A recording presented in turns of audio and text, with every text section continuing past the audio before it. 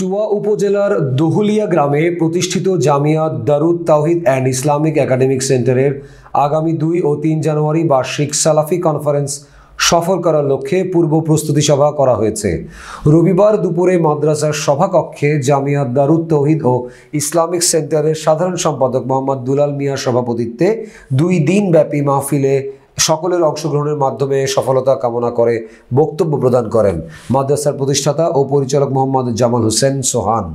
অন্যান্যদের মধ্যে বক্তব্য রাখেন চাঁদপুর মোসাব বিন উমার রাদিয়াল্লাহু তাআলা আনহু মসজিদ ও মাদ্রাসা কমপ্লেক্সের অধ্যক্ষ মোহাম্মদ রেজাউল করিম ও সেক্রেটারি মুজিবুর রহমান, জামিয়া দারুত তাওহিদের উপদেষ্টা কামাল হোসেন মেম্বার সহ সভাপতি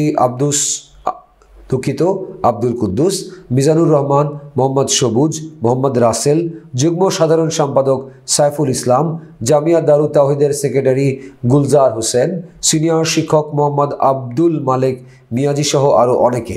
উল্লেখ্য যে আগামী 2 ও 3 জানুয়ারি Jamia Darut তাওহিদে academy and Islamic সেন্টারের বার্ষিক সালাফি মাহফিলে প্রধান অতিথি হিসেবে উপস্থিত থাকবেন বাংলাদেশ ইসলামিক ফাউন্ডেশনের সচিব মোহাম্মদ ইসমাইল হোসেন ও প্রধান মেহমান হিসেবে বয়ান রাখবেন বাংলাদেশ ইসলামিক ইউনিভার্সিটির প্রতিষ্ঠাতা ডক্টর সাইদ কামাল উদ্দিন জাফরি।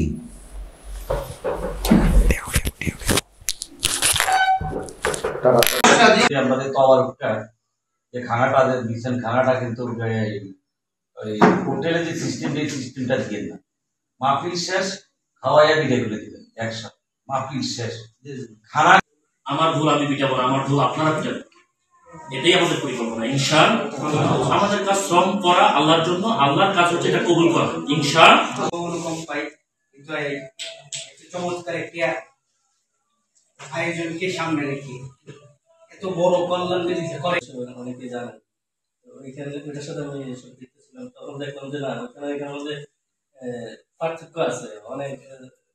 আর আমার সন্তানও একটু আমাদের বেশি কিছু করার সুযোগ ছিল না, তারপরে আমাদের সাধ্য অনুযায়ী আমরা চেষ্টা করছি। এটুকুই বলার জন্য আমরা এই প্ল্যাটফর্ম গড়ে তোলা, না হলে তো আমরা এখানে এই প্ল্যাটফর্ম তো গ্রাম এলাকায় গড়ে তোলার কোনো দরকার নাই।